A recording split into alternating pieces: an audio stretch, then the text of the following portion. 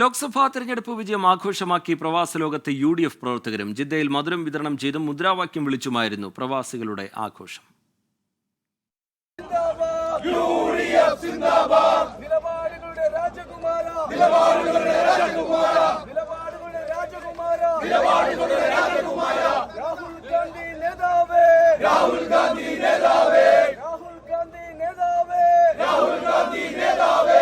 ജിദ്ദയിൽ മലയാളികളുടെ സംഗമകേന്ദ്രമായ ഷറഫിയയിലായിരുന്നു UDF പ്രവർത്തകരുടെ വിജയാഘോഷം.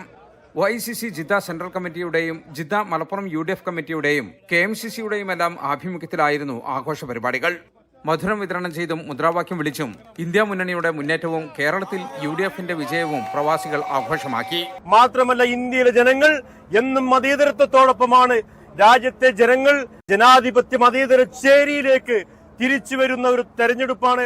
അതുപോലെ തന്നെ കേരളത്തിൽ പിണറായി വിജയൻ BJPയോട് സന്ധി ചെയ്ത, BJPയോട് സമരസപ്പെട്ട് പ്രവർത്തിക്കുന്ന ഒരു മുഖ്യമന്ത്രിയെക്കെതിരായുള്ള വിധിയെഴുത്ത് കൂടി ഈ തെരഞ്ഞെടുപ്പിൽ കാണാം.